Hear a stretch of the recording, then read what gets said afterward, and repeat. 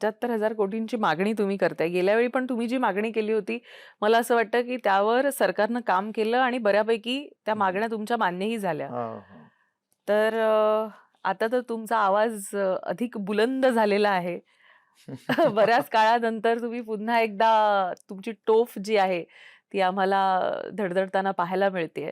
कसं वाटतंय बच्चू कडू खरं तर पुन्हा एकदा बऱ्याच काळानंतर आल्यानंतर कसं वाटतंय? थोडं शल्यपण आहे का मी गेल्या 25 वर्षात स्वतंत्र म्हणून येत होतो. हं. आपला स्वतःचा पक्ष म्हणून येत होतोय. शेतकरी आणि मजूर किंवा या वंचित लोकांचाच आपणच त्याचं नेतृत्व करतो आहे. त्याला खूप काय म्हणते त्याला स्वातंत्र्य खूप होतंय. आता थोडंसं नाही म्हटलं तरी पक्षाचे बंधनं किंवा आपण आता जनतेनं दिल्यापेक्षा नेत्याचे आमदार आहोत.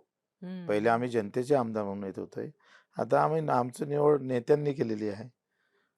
पहिले येताना आम्ही जनतेचे आमदार म्हणून येत होतो. आता हा सभागृह नेत्यांचं सभागृह आहे. ज्येष्ठांचं आहे, वरिष्ठांचं आणि ते काय म्हणते तज्ञांचं पण आहे. खरंय.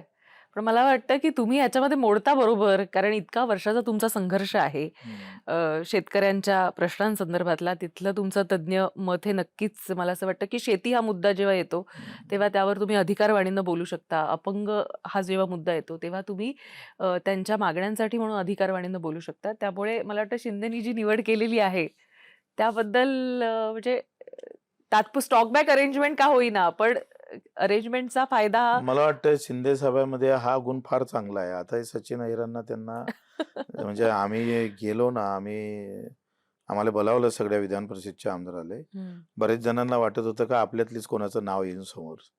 पण जेव्हा त्यांनी नाव सांगितलं का हं. सचिन अहिरांना आपण आता उपसभापती करणार आहोत. सगळे बिलकुल स्तब्ध स्तब्ध झाले. झाले आणि सगळ्यांना तो हवाहवासा वाटलेला निर्णय होता. म्हणजे बरं. सचिन भाऊ झाले हे फार मुंबईला ताकद देणारा माणूस आहे आणि पुन्हा तळागाळातला एक कार्यकर्ता म्हणून सचिन भाऊची ओळख आहे. आणि त्यांनी हे हे फार शिंदे साहेबांना हे फार चांगलं जमतं. ते हं. दिसत नाही. आपल्याला ते त्याच्या चेहऱ्यावरून वाटत त्यांनी नाही. वरळीमध्ये सर्जिकल स्ट्राईक केलेला आहे. याकडे कसं बघता? नाही मुद्द्यालाच हात घातलेला आहे. खूपच म्हणजे हं. सचिन अहिर म्हणजे त्यांनी हे जे निवड केली किंवा जो हे केला तर मला वाटतं खूप त्याचा परिणाम जो आहे तो खूप चांगला जाईल. आणि मुंबईमध्ये पुन्हा अधिक चांगल्या पद्धतीनं काम उभं राहू शकत.